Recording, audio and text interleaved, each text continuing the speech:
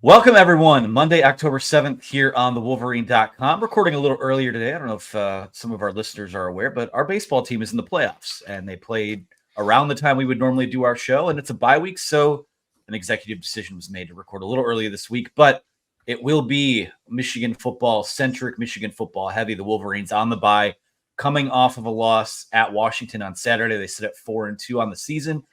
We're going to put that the weekend's coverage, kind of put that where it is, put a bow on it, talk some maybe state of the program stuff now that we have a week to sort of decompress here. We'll also take your questions at the end of the show. Fellas, I think all of us probably a little bit jet lagged here today still.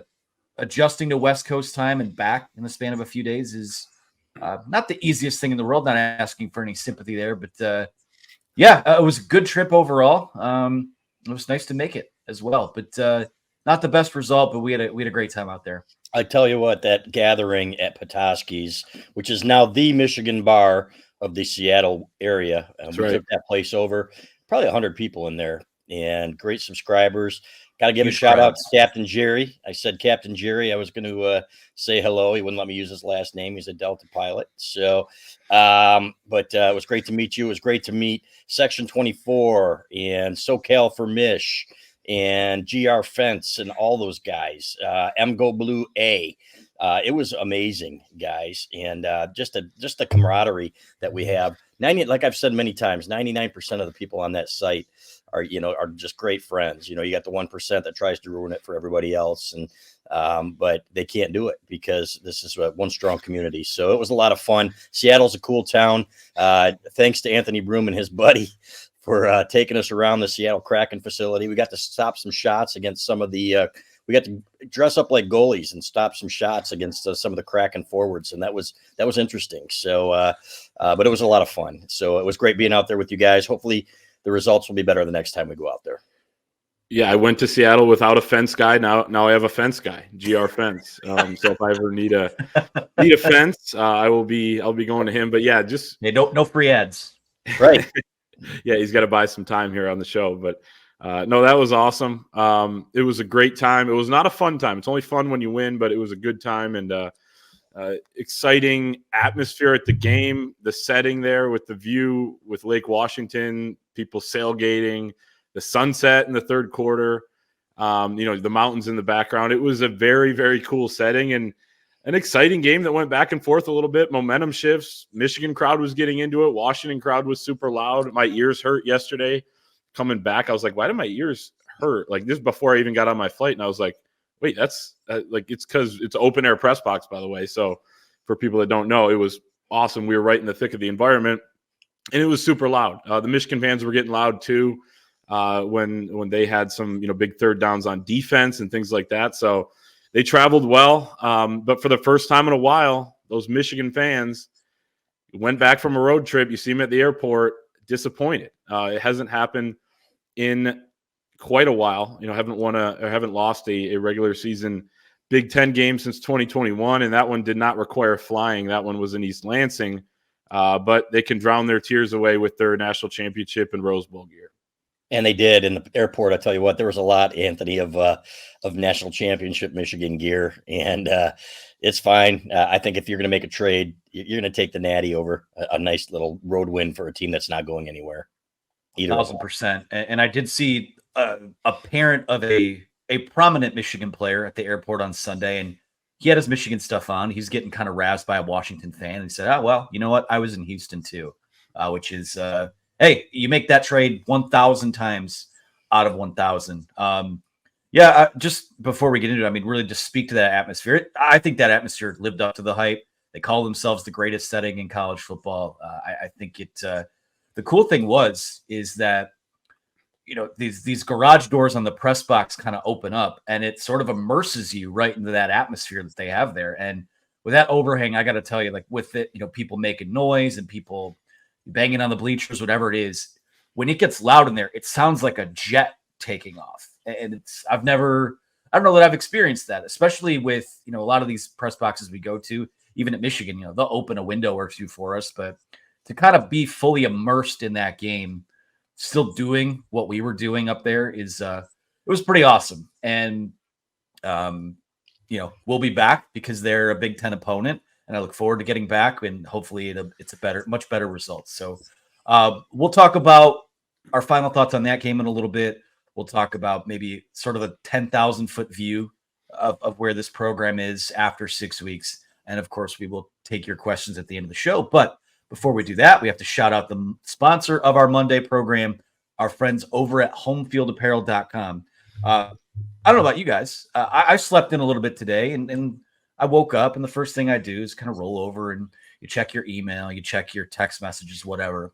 One of the first things I saw was an email from Homefield saying that my order has shipped. They were kind enough to kind of hook us up with access to gear a couple weeks ago. I got one of the platinum boxes, which has a hoodie, a long sleeve t-shirt. It's got a trucker hat. It's got koozies. It's got socks. It's kind of an all-encompassing sort of care package. And so hopefully that's here a little after we record today, or hopefully it's here a little, sometime this week. Clayton, if you see him on video there, he's got one of those sweet bomber jackets with the Wolverine bear on it. He's wearing his Homefield Michigan basketball shirt right now because 1989 national champions, simply known as national champions, Terry Mills and the boys.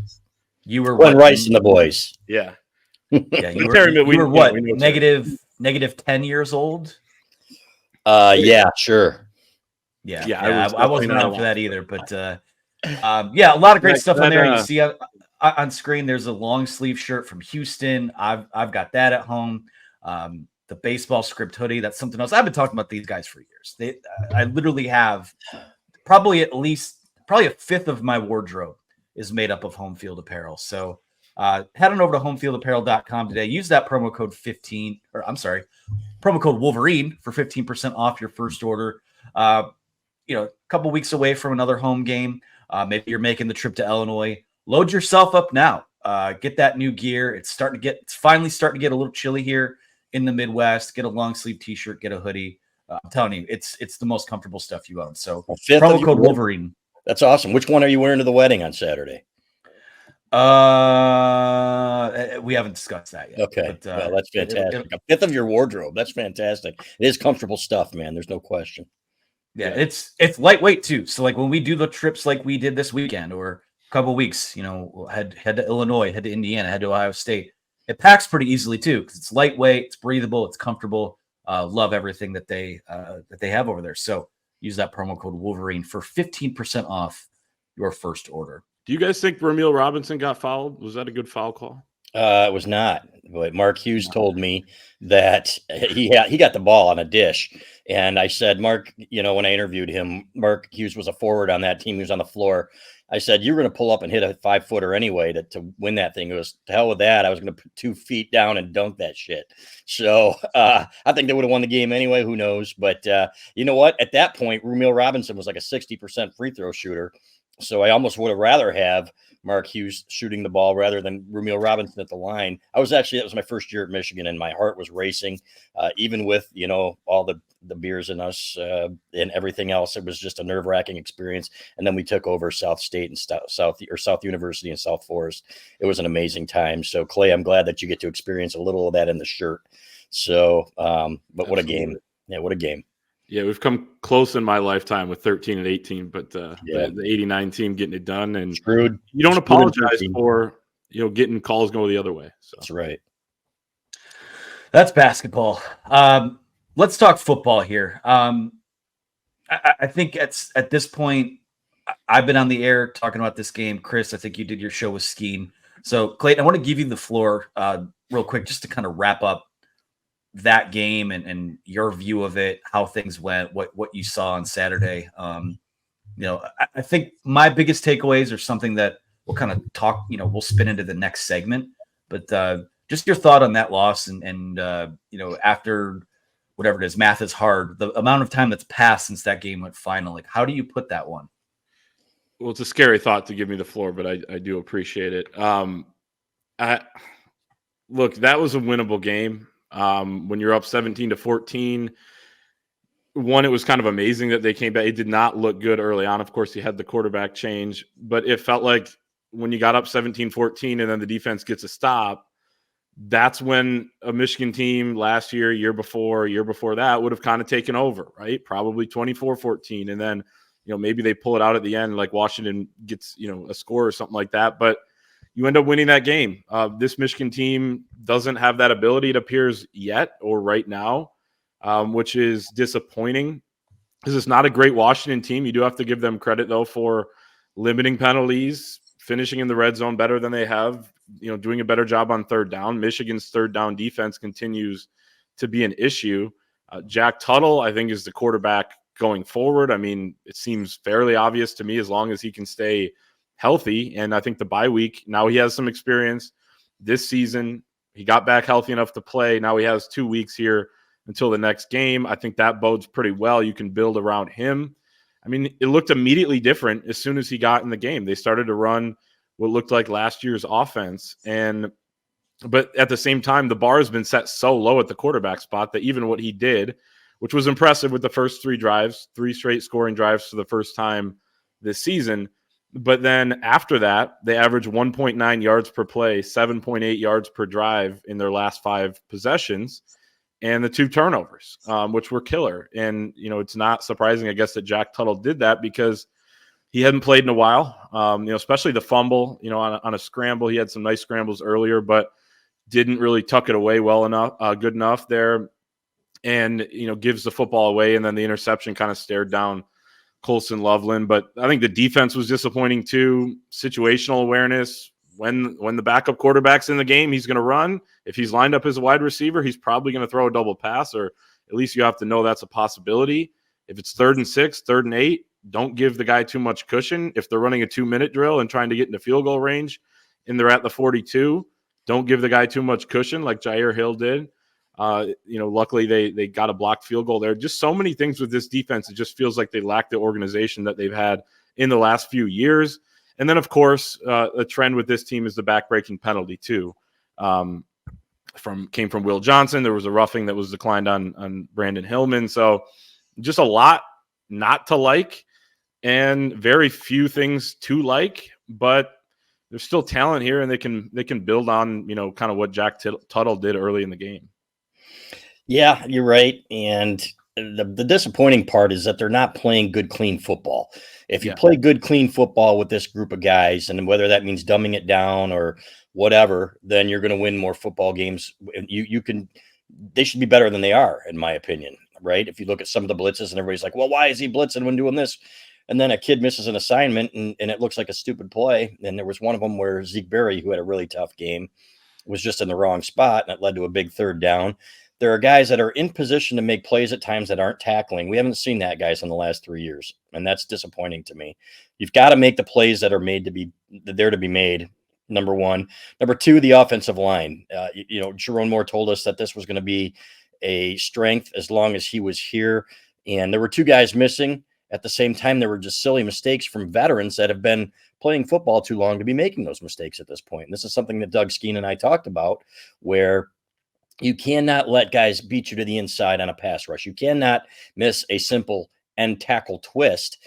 And these are things that we saw, frankly, in maybe like 2017, 2018 with that Michigan offensive line, where we're saying, man, these guys should be better than they are. Got a couple quarterbacks nearly killed.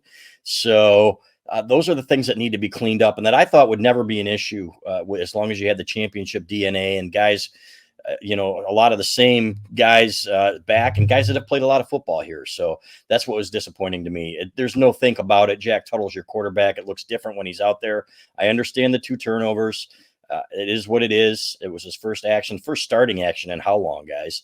I can't remember the last time he started a football game. Yeah, but maybe one in 22, and then I think he had 5. Maybe the year before. Something like that. So, but it looked like an offense when he was out there. He looked like a quarterback who was aware of what was going on in a football game, which was something that we, with Davis Warren, he always looked like kind of mechanical. Like, I'm going to go here, until maybe the end of the Texas game when he started to freelance a little bit. With Alex Orji, there was just no situational awareness. He's not a quarterback. And I've said that, and it's not I don't mean that disrespectfully. I think he could be a good football player somewhere. I just don't think that's his position, either as a runner or as a passer.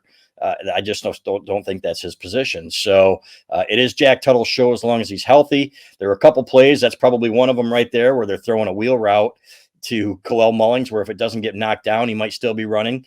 You had a slippage on we can sit there and talk about how they struggled with and talk about play calling, but there were some big plays there to be made on offense as well, where they have 100 yards more if guys just execute and don't slip like Donovan Edwards when he's got a huge hole. So these are things that have to be fixed, but we keep saying this week after week. And at some point you are what you are. Maybe you're just not very good. Well, CB, think of this too, like the Marlon Klein pass that they didn't get the pass interference call, Right. which was an obvious, terrible non-call. The Donovan Edwards slip, both those two things happened when the game's tied at 17-17, and Michigan had a chance to take the lead there.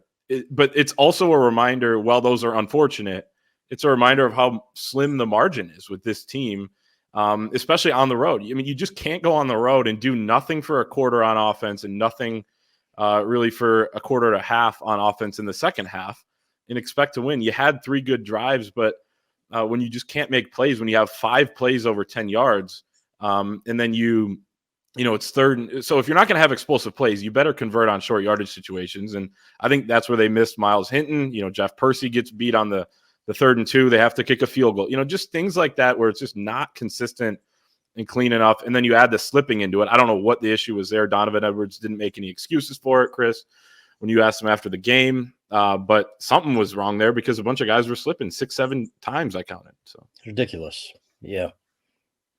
The biggest thing for me, and I feel like I've said this for weeks, is that I was going to kind of reserve judgment on this team until it went on the road for the first time. And listen, I mean, to fight back the way they did was admirable. It was needed. I didn't know if it'd be possible once, if this team could play from behind, but it looks like you make the quarterback change.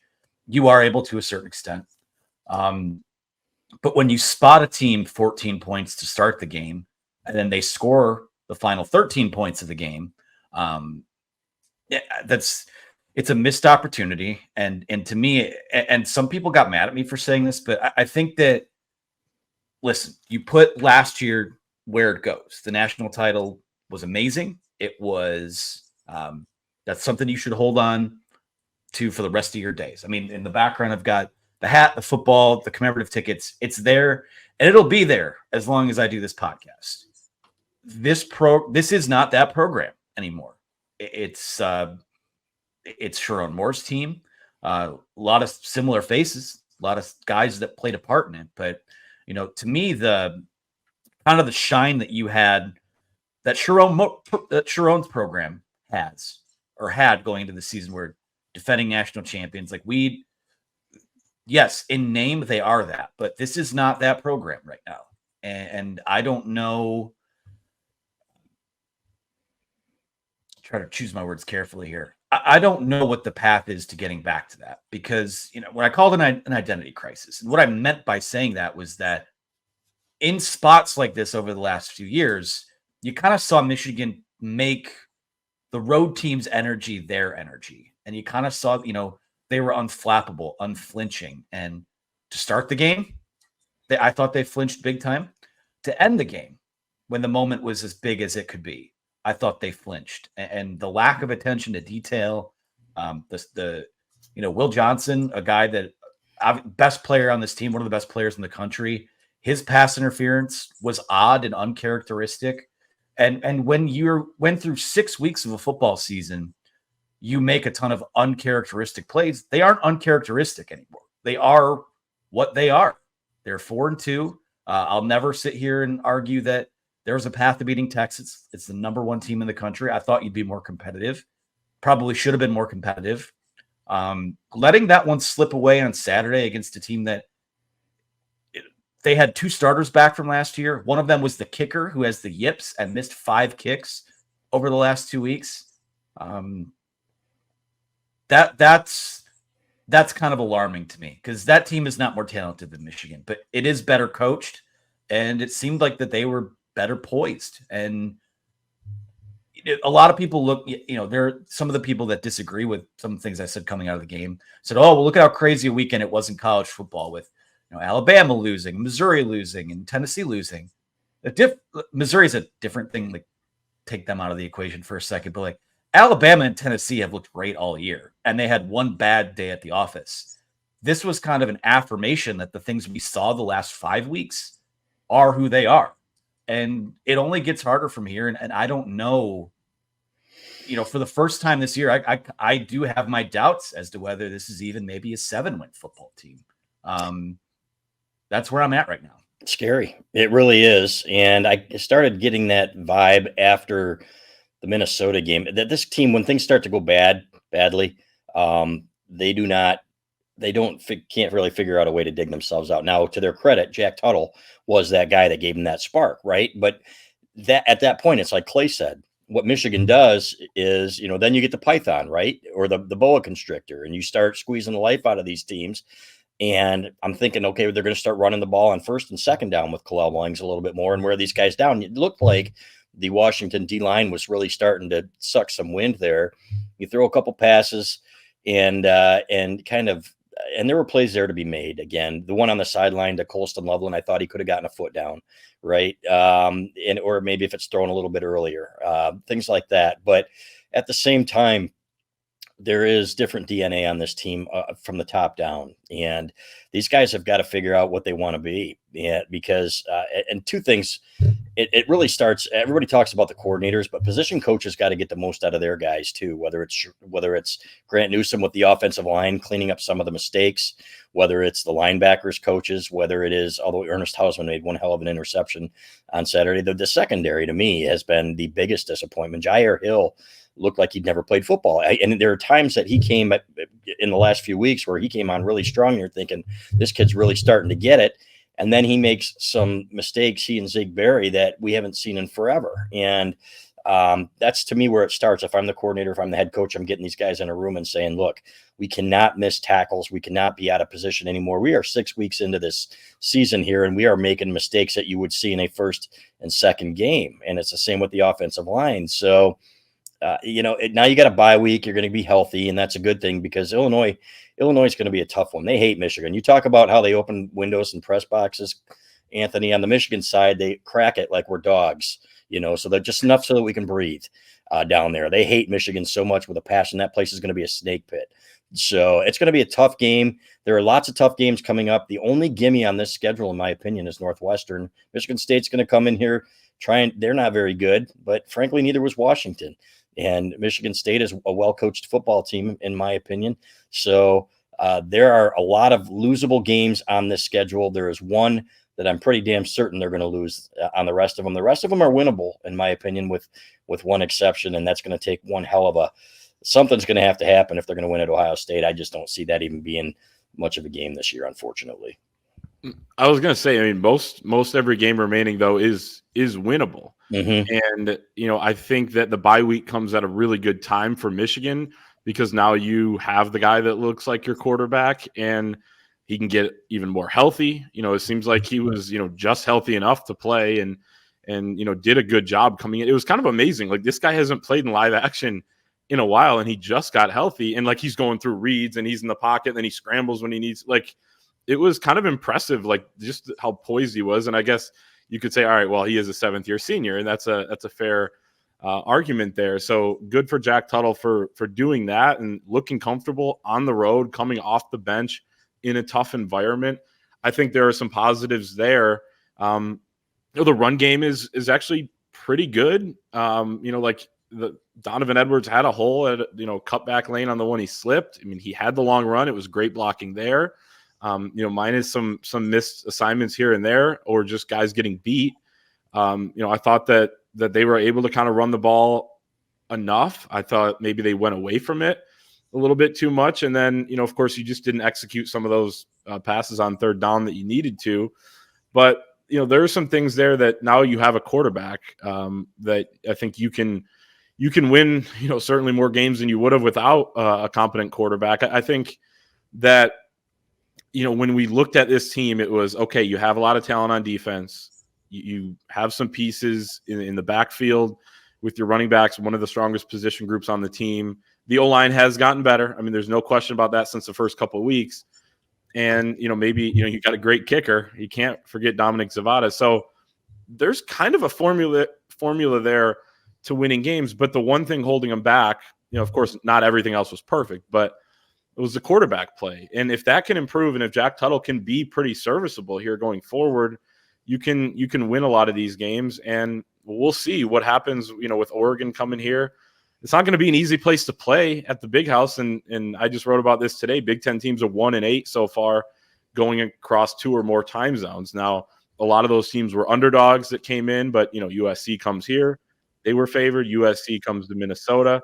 They were favored to win. They lose both of those games. So it's not like the travel isn't a factor, and it's not like it won't wear on teams as the year goes on. So I'm not conceding any of those games, but yeah, we'll see what Ohio State looks like when they start playing better competition. But they look really good, and of course dominated Iowa the other day. So that's going to be a really tough game in Columbus. But yeah, again, I just think the bye comes at a good time where you can reset and you have your third starting quarterback.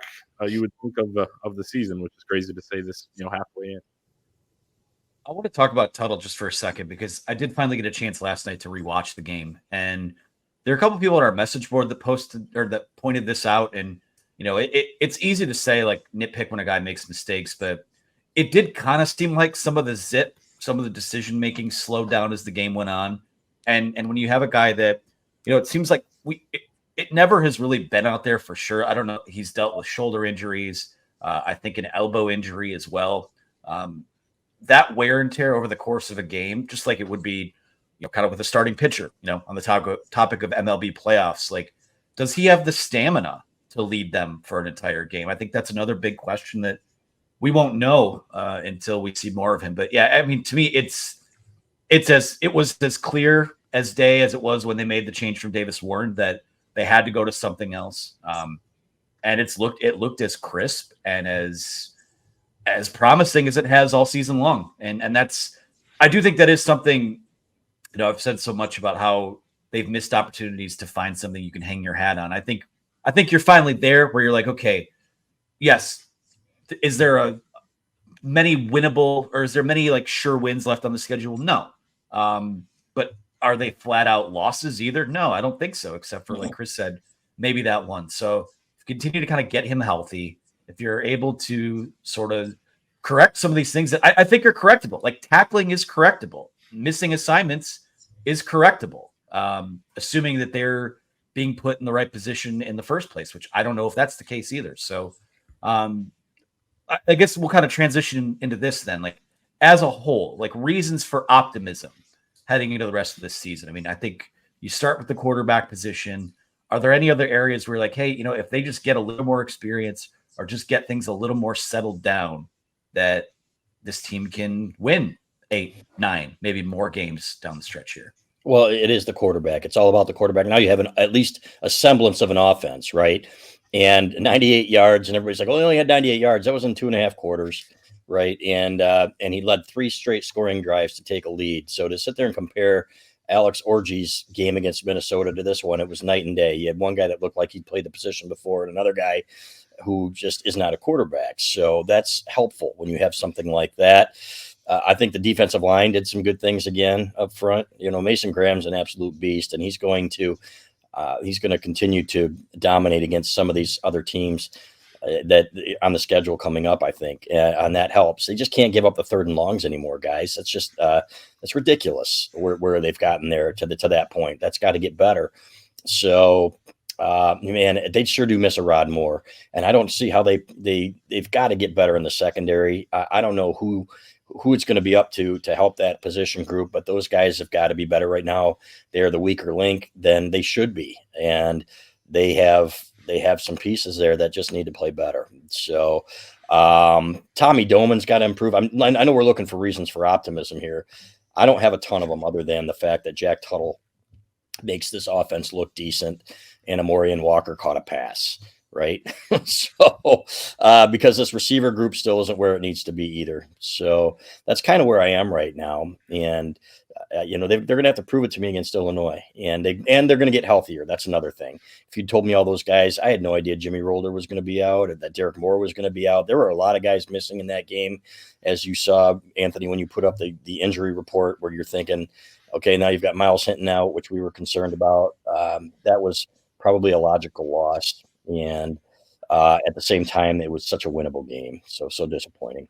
And you're starting centers out for your first road game of the year too. Greg Crippen makes his first start. Looked like he did okay, but it's to me though. This is still a very good defense in the grand scheme of things. It's not what Michigan's been defensively in the last couple of years, but this is a defense that has played pretty well this season. They've gotten burned against the pass a few times, and I agree that if it was Rod Moore back there on the Giles Jackson deep ball, that ball's either not thrown, maybe intercepted, and definitely broken up at the very least. But instead, it's a long completion. And your former wideout on a night when you didn't have any wide receivers step up makes a big play against you, and made a few big plays. He had the touchdown, had a nice end around. Michigan has a couple gadget plays, end around, a little swing pass to Samaj Morgan. But beyond that, and the 22-yard reception by Amorian Walker on a great throw on a 3rd and 10, great play by Michigan. Those are too few and far between. And when you look at the 20 passes that Michigan had that were intended for a specific receiver, basically not thrown away, 11 of them were targeted to Colston Loveland. That's, he's great, and he caught 6 of those, but you need other guys to step up in the passing game if you're going to have a quote-unquote real offense or a normal offense. As Jed Fish said, once Jack Tuttle came in, I told NBC that now we have to go back to playing normal defense, right? Which is kind of damning as to what the offense was before Tuttle came in, but it's kind of a separate subject. So they need some guys to step up, but you have really good running backs, an improving offensive line that hopefully will get healthier, a really good defensive line, a great corner that does need to play better from what happened on Saturday night. So, and a great kicker. So, there's definitely optimism if they can show that they can continue to make strides on offense with Tuttle now being the guy. Yeah, optimism for me. I mean, I think it's still that I think the pieces are there for this to be a really good football team. Not a great team, but a really good team that gives itself a chance to win all of these games.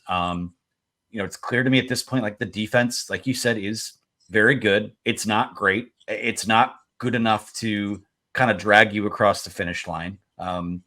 So complementary football, I think, is going to be just so important for them moving forward. Both the reasons for pessimism.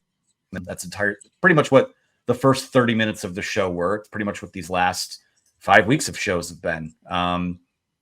So maybe we'll leave it with this and get to questions. I mean, I want one guy on each side of the ball from both of you guys that you think will have the biggest impact on the rest of this season, whether it be just because he's already good, whether it be somebody that his emergence can help this team find another gear.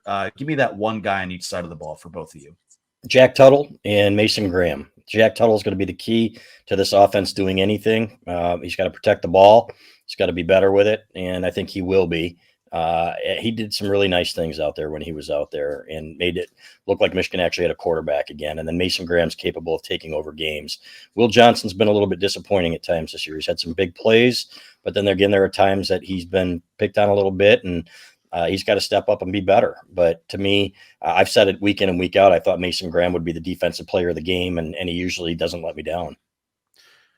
I'm going to go Kalel Mullings and Mason Graham, just for obvious reasons, I guess. I mean, those are going to be the D-line's the strength on defense. Mason Graham's the best among that group, and I still think the run game is your strength on offense, something you have to lean on and open up the pass as well as you go forward now that you can pass a little bit. It is amazing, too, just thinking of, like I said earlier, the bar was set so low at the quarterback spot. Like when Jack Tuttle came in and his first completion was 5 yards to Max Bredesen, shout out Brady getting a reception, and you were like, oh, that was nice. He went through a couple progressions, checked it down, 5 yards, and is like, wait, why are we impressed by that? But again, that's what this has come to. So I thought that Jack Tuttle is going to be an impact for this team as long as he stays healthy in the second half of the season. But for me, if I had to pick one thing, it's still the run game. It's still Khalil Mullings, and obviously Donovan Edwards, big part of that. But Khalil's been, he's one of the leading rushers in the country.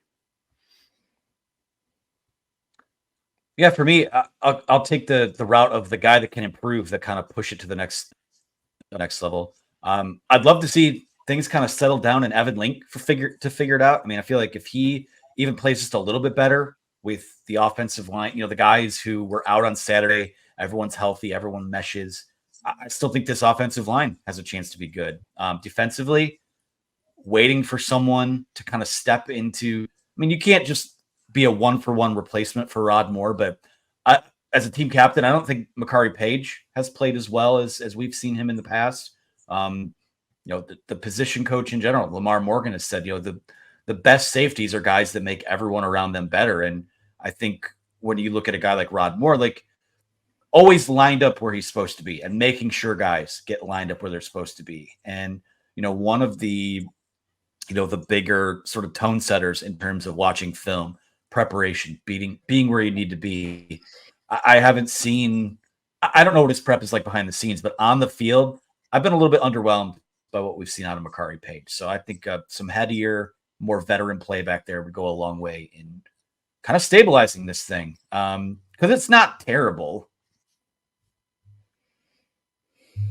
We expect it to be, and as it should be. So what do you think, fellas? Go into questions. We have a lot of them today. So we'll just kind of pick and choose here from the board. Thanks again to the Fort, who stepped up in a big way, as they tend to do.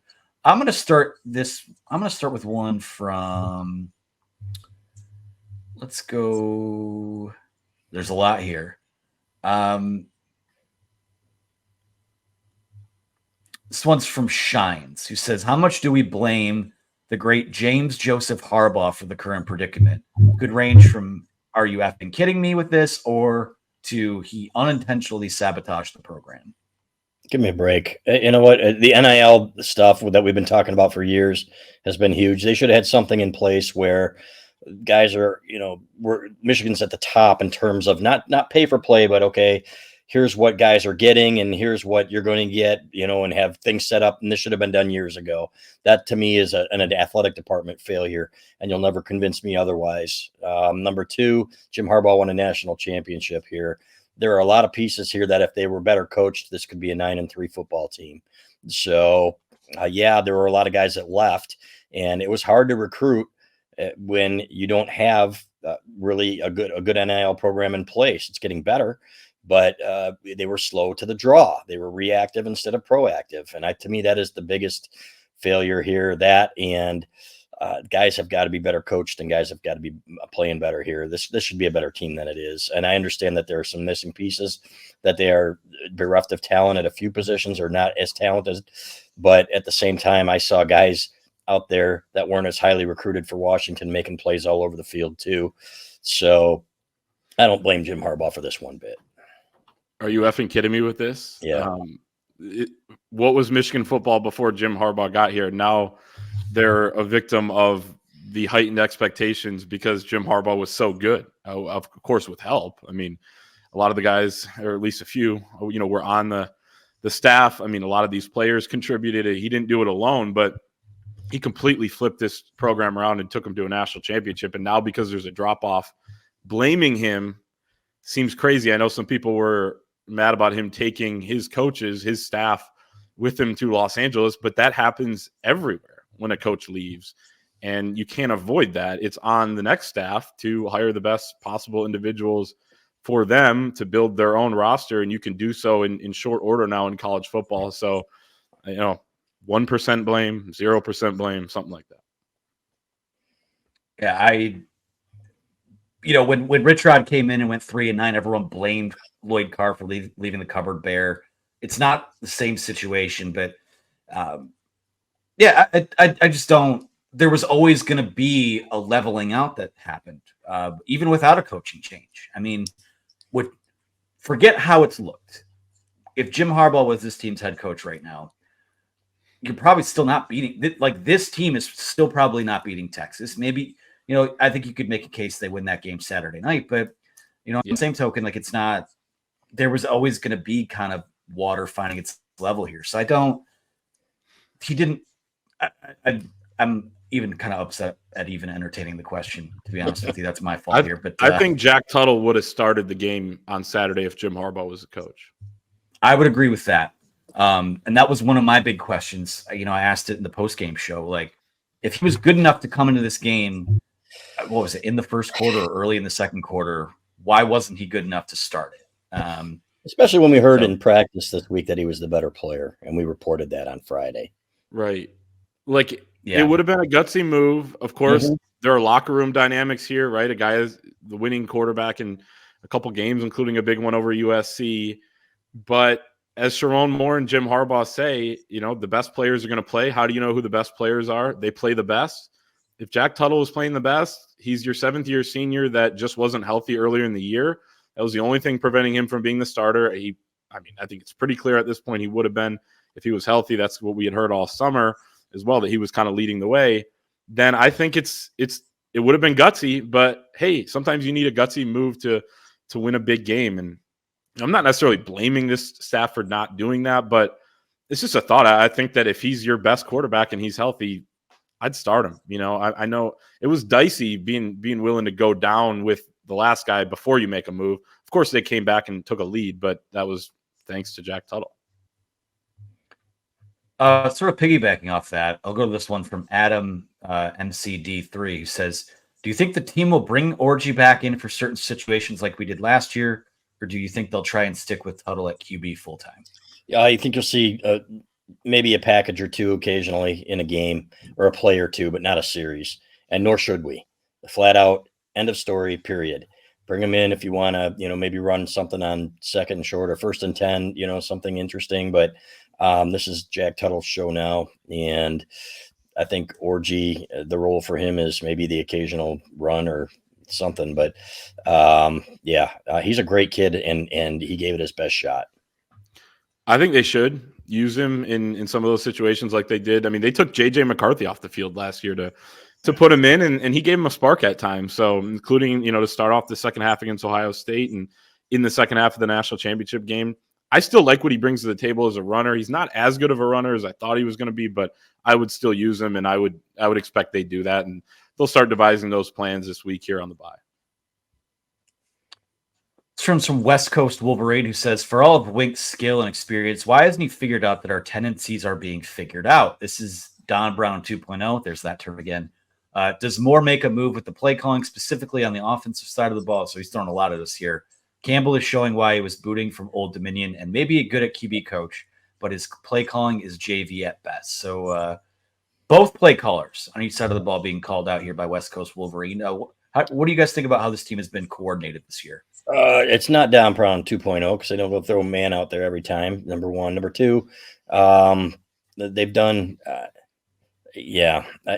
I don't want to entertain that as much. I don't agree with everything he does, obviously, but guys have to make plays too. There was a play in rewatching the game where Zeke Berry could have had a pick six if he just reacted to the pass on the flat, and he doesn't even make the tackle. You're going to blame Wink Martindale for that? Make a play, kid. And but I will say, I've questioned the secondary play, and I think a lot of that is technique and fundamentals. They need to get better. Lamar Morgan's group has to be better back there. So as for the JV play calling, that's horseshit. You can only do so much with what you have, and I thought it was night and day when Jack Tuttle got in there, and they ran some pretty good plays, and they did some things where you thought, okay, this is what it's supposed to look like if you have a quarterback. And Jed Fish said it at halftime. He said we have to change the way we play. We have to play like a normal defense, not like we're playing a normal offense, instead of an offense that's just lining up and doesn't have a clue and doesn't have a chance to do anything. So I think we'll find out more about him going forward with Jack Tuttle, and just as to what kind of a coordinator he is. But it's not like receivers are getting open either. And one thing that he did say, like in the Minnesota game, it was 24-3, and they did call a great play for Donovan Edwards or Colson Loveland. They go up 31-3, and it's game over. If they make a simple play, then we aren't having this conversation. You're absolutely right. And he even kind of said it last week, Kirk Campbell, how, he was asked about getting more explosive plays in the passing game. And he said, well, when we can't execute some of the other stuff, it's hard for those explosives to come off the call sheet. And he wasn't blaming his players, but he's just saying, hey, we need to be better as a whole. And I'm sure he would take some responsibility for that before we try to make some of those bigger plays. So it's really hard to judge at this point because they've had this carousel at quarterback. They've been so limited at that position. Defensively, I haven't been as disappointed with some of the calls as I have been with just the lack of execution and just lack of organization and guys being a little out of position or going back to the Giles Jackson deep ball, the Makari Page, late to recognize when he was supposed to pick him up. It's like if it's not one thing, it's the next. This defense has made a lot of plays, but they've also made kind of a lot of mistakes and have had their warts.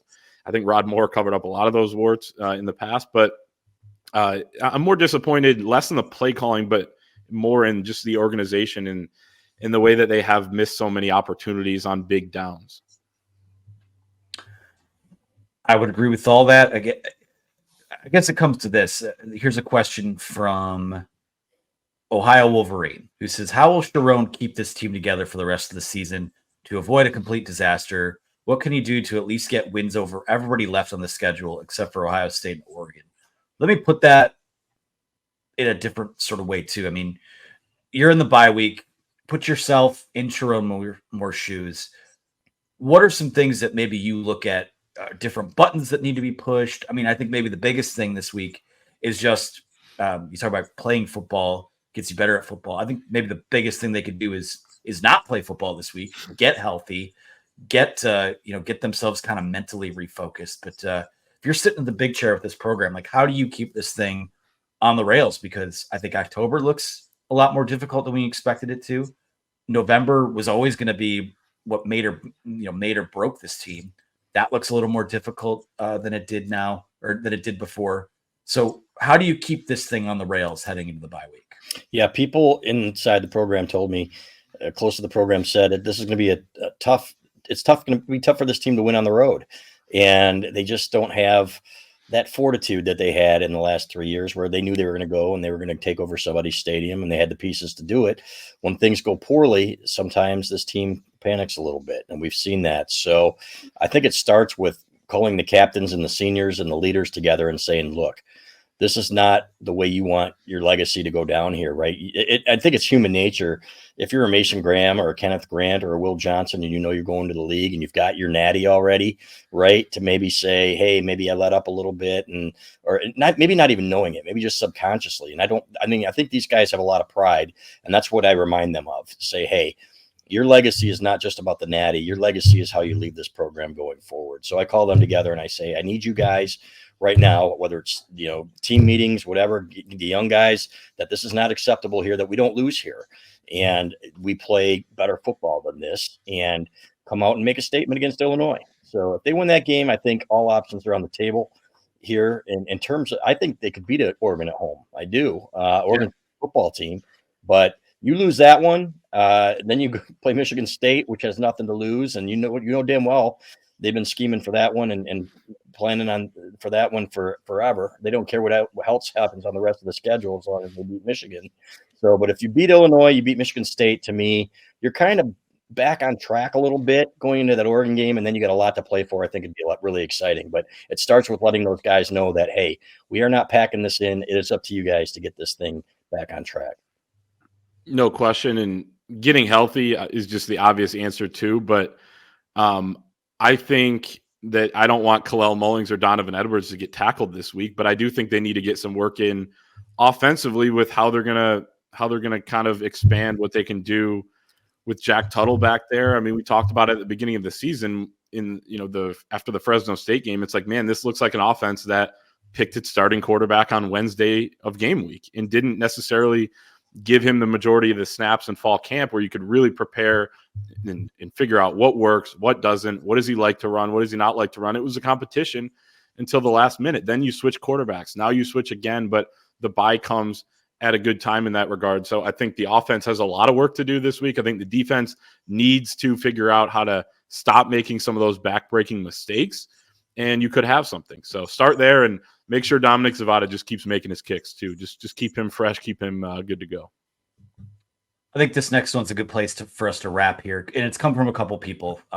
Says, look at the remaining schedule. What is everyone's final prediction for wins and losses? Maybe not, obviously not a final prediction, but as of Monday, October 7th, you look at the rest of the Michigan schedule. Where are we at now? 4-2 coming out of the bye. You got 6 more regular season games. There'll be another bye between that Indiana and Northwestern game in the month of November. So where are we at right now? 7-5. I think they split Illinois and Indiana, probably lose to Oregon, and probably lose to Ohio State, unfortunately. So if I will say this, if they beat Illinois and Michigan State, I could change my mind. But they damn well better beat Michigan State. That's all I've got to say. You want to talk about heat being put on a guy after his first year. You lose to Michigan State at home in your first year against that Michigan State team. There's going to be a lot of people pissed off. When was the last Michigan coach to beat Michigan State in his first year as head coach? Relax. It means nothing to me.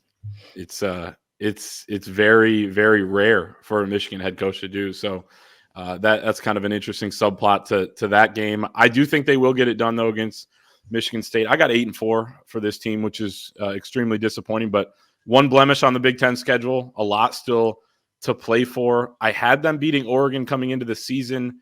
I don't think that's going to happen now, but I do think it is winnable. And then the other loss coming on November 30th in Columbus at the Horseshoe. Yeah, I'm at 7-5 right now. I'm with Chris. I think they'll probably split the Illinois and Indiana games. Michigan State just has to be a win. There's just no scenario where, even if this winds up being a disappointing season, I think winning that game prevents it from being just an absolute tire fire, dumpster fire of a season. And you look at Michigan State too. I mean, whenever they've had some momentum as a program, in the first couple of years of a head coach, they do get Michigan, early on. And that's been something that hasn't been very acceptable. And you look at them, they come off the Ohio State, the Oregon games. Those were by far their toughest test of the season. They survived that, survived just in terms of the sun came up the next day when they woke up. The world didn't end. The program still exists. They've got a winnable game against Iowa at home. They're going to be looking to win that Michigan game to create any sort of momentum for the month of November, where they have a lot of winnable games there too. So, listen, that is by far at this point, I think there are ways you can salvage this being a good season, a solid first season, but there's none of those scenarios exist where you lose to Michigan State. So, I'm at 7-5 right now, and we'll see what happens. What'd you say, Clay? Unless you win that other game and lose to Michigan State and get in the playoff or something like that. Well, then if they win every other game but lose to Michigan State, people will still be pissed they lost to Michigan State because that truly ruined your season, kept you out of the college football playoffs. So, well, they could sneak in 11 seed maybe. Well, I mean, you have wins over Oregon, Ohio State. Yeah, and monkeys could fly out of my butt. All right, be careful. Yeah. All right. Well, I think that's a good place for us to wrap a bye-week edition of our Monday show. We'll be back next week with back on a normal schedule. So for Chris Ballas, for Clayton Safey, also for on behalf of us, use that promo code UM1 to get 2 months of access to our site for a single dollar. It's the greatest deal in America. I'm sure a lot of stuff coming out this week as coaches are back on the road. Some kind of maybe intel behind the scenes. Also, subscribe to the YouTube Premium to get the Ballas and Skeen Show, EJ Holland's recruiting content. It's $4.99 a month on YouTube. You're going to get those extra little, the extra goodies that people appreciate about us. So, for the two guys here, for myself, for our producer Megan behind the scenes, we will talk to you guys again next time. And thanks for tuning in.